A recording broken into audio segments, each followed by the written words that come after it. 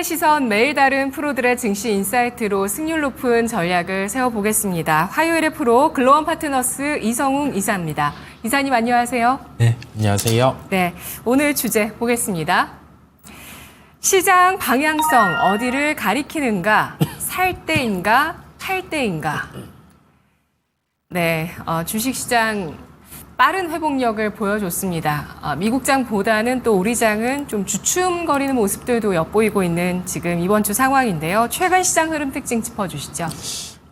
실적 시즌이 마무리가 되었어요. 실적 시즌이 마무리되고 시장에서는 그 와중에 지수의 변동성이 커졌었고, 그리고 나서 고민이 되는 부분은 실적 시즌이 마무리되고 보통 어떤 시장으로 흘러갔냐라는 점인데, 개별주의 강세가 보통은 나타납니다. 그렇다 보니 이 개별주 강세 시장을 대변하듯이 지금 코로나19 관련주라든지 기타 차전지와 좀 반대되는 종목들, 이런 쪽이 강세를 나타내는 상황이고요.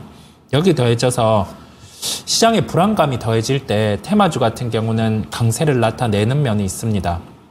어제 시장 같은 경우 지수가 엔화의 변동성이 커지니 또 조정이 나오는 모습이었고요. 그에 따라 테마주들 같은 경우죠. 코로나19 관련이라든지 엠폭스 관련된 종목들이 시세의 연속성이 발생을 했습니다.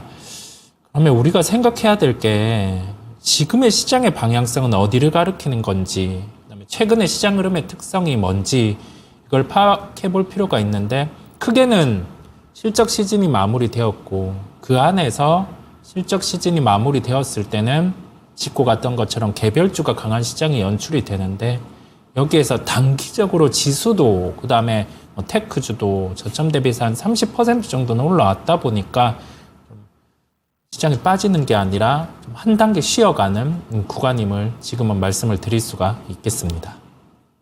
네, 아직은 여전히 시장에 불안감이 감돌고 있기 때문에 테마주가 득세하는 장이 이어지고 있다는 평가를 해주셨는데요.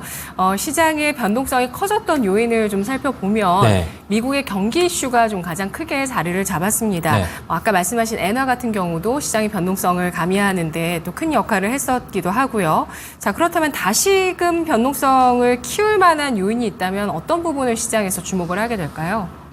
미국의 경제지표 추이를 주목한다라는 말씀을 드리겠습니다.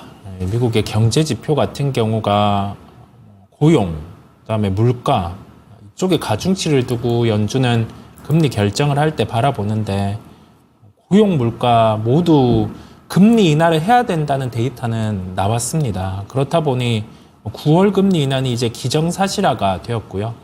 그를 반영해서 달러화 흐름 같은 경우도 강달러 추세에서 이제 강달러가 둔화되는 흐름이 나타나고 있고, 거기 더해져서 원달러 환율 같은 경우도 원화 강세로 흘러가는 모습들이고, 그다음에 미국의 10년물 국채 기준도 한 3.8%대로 낮아져 있습니다. 적당하게 금리 인하를 반영하는 흐름들이 나타난다라는 말씀을 드릴 수가 있겠고요. 이번 주에 잭슨홀 미팅 통해서 파월 의장 발언 같은 경우도 특별한 요인은 없을 것으로 생각이 됩니다. 0.5, 그러니까 50bp 이상의 금리를 한 번에 내리기에는 굳이 무리는 안 할 것으로 보이고요.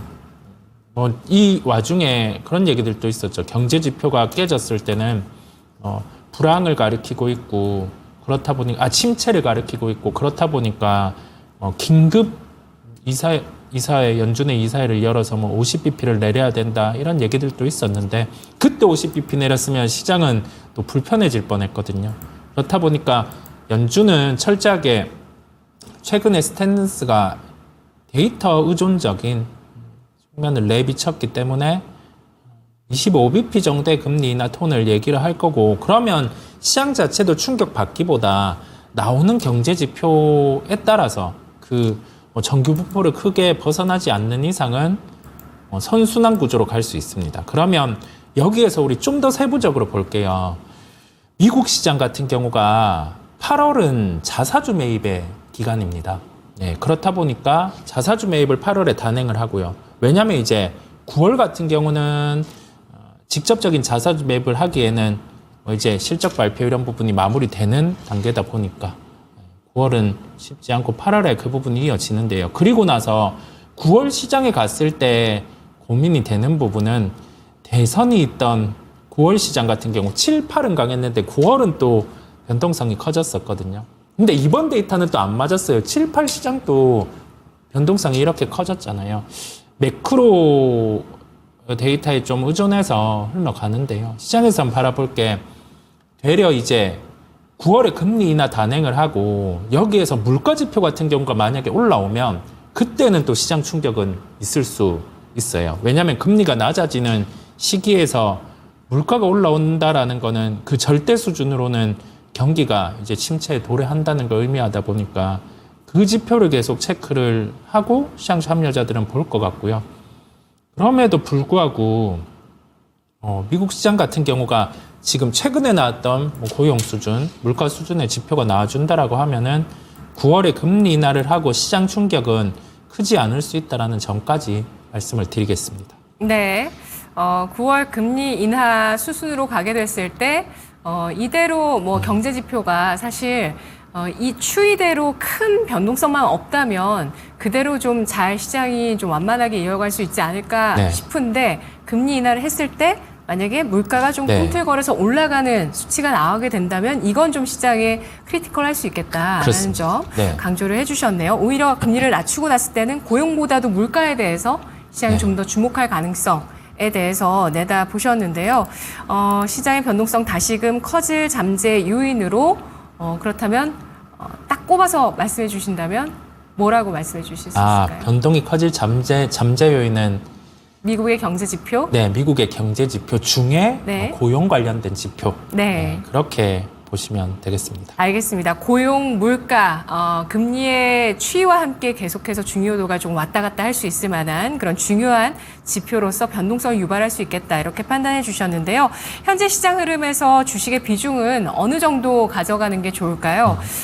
저도 아까 오프닝 때 그 워런 버핏 얘기를 했는데 네. 예, 단기 미국 국채가 지금 5% 수준이라고 해요. 그래서 또 찾아보니까 미국채, 단기국채 연 5% 준다고 이거 막차 타야 된다, 뭐 이런, 네네. 예, 기사들도 좀 나오면서 좀 매력적으로 보이는, 일단 그쪽이 매력적으로 보이는 지금 상황인 것 같아요. 주식은 좀 아직은 변동성이 있다, 이렇게 네. 보는 것 같은데, 어떻게 보셔야 될까요?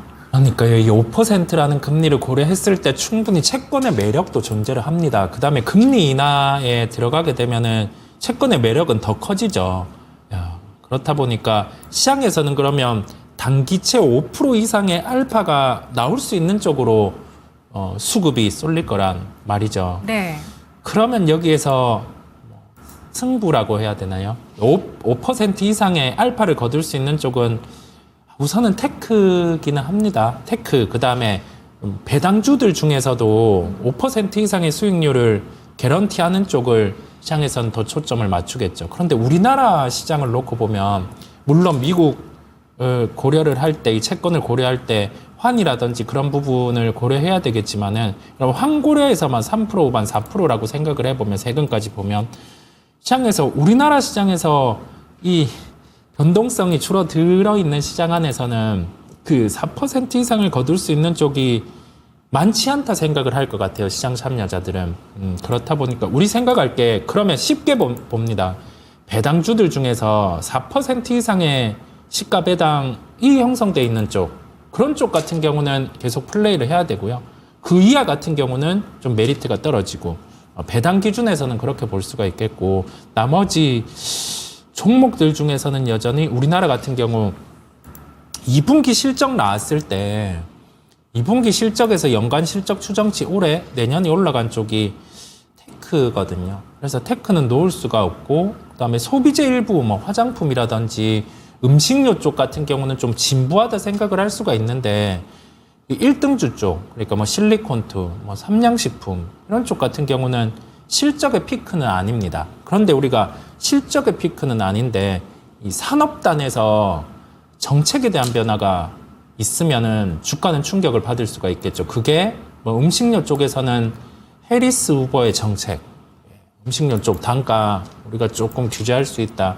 이런 점에 따라서 종목 조정이 나와요. 심지어 우리나라 라면을 파는 기업에 가격 조정이 나온단 말이죠. 그럴 때는 이게 음식료에 대해서 해리스 후보가 타겟을 준다라는 게 그 단가가 낮은 쪽의 음식료의 규제가 아니라 그 특정 가격 이상의 형성이 되어 있는, 소위 말해서 원재료가 들어가고 제품이 나오는 그 형태 안에서 과하게라는 표현을 했거든요. 그러니까 중간 가격 이상으로 제품 가격이 올라가 있는 쪽을 좀 가격 규제를 한다라는 점이다 보니까 이로 인해서 우리나라 라면 종목들이 조정 나오면 저는 되려 매수의 기회로 보고 좀 접근을 해야 되지 않냐라고 생각이 듭니다. 네.